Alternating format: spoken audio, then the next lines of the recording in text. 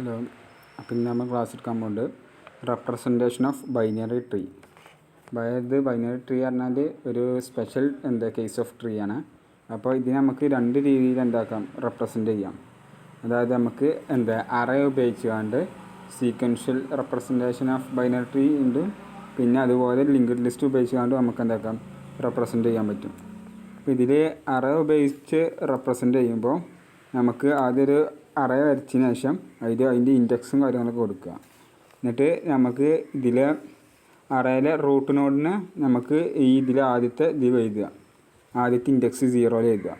എന്നിട്ട് റൂട്ട് നോഡിൻ്റെ ചിൽഡ്രൻസിനെ അതിൻ്റെ രണ്ടാമത്തേലും മൂന്നാമത്തേലൊക്കെ ആയിക്കാണ്ട് രണ്ട് ചിൽഡ്രൻസ് എഴുതുക.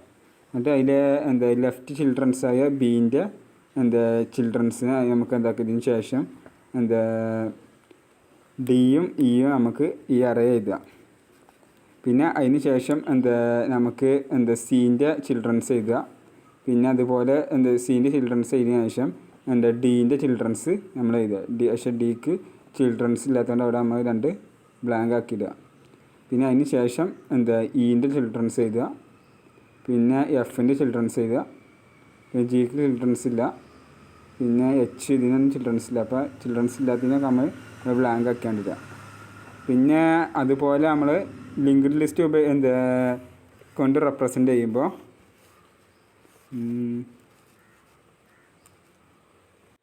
പിന്നെ ലിങ്ക്ഡ് ലിസ്റ്റ് ഉപയോഗിച്ച് നമ്മൾ റെപ്രസെൻറ്റ് ചെയ്യുമ്പോൾ ആദ്യം ഡബിൾ ലിങ്ക്ഡ് ലിസ്റ്റാണ് നമ്മൾ ഉപയോഗിക്കേണ്ടത്.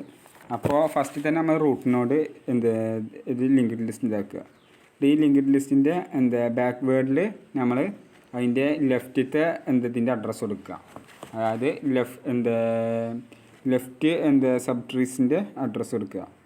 പിന്നെ അതിൻ്റെ ലെഫ്റ്റ് ചിൽഡ്രൻസായ ബീൻ്റെ അഡ്രസ്സ് നമ്മൾ ഈ എൻ്റെ ബാക്ക്വേർഡിൽ കൊടുക്കണം.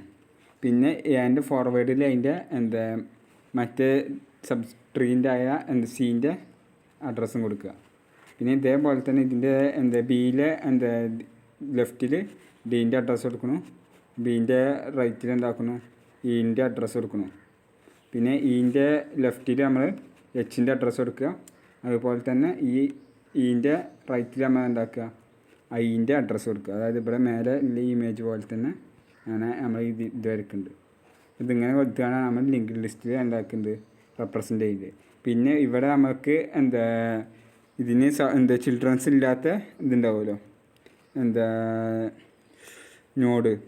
ഇപ്പോൾ ഈ നോഡിൻ്റെ ലെഫ്റ്റിലും റൈറ്റിലും ഈ അഡ്രസ്സിൻ്റെ അവിടെ നമ്മൾ നള്ളാക്കിയാണ്ട് കാര്യം കൊടുക്കുക. ഓക്കെ, അത്ര തന്നെ.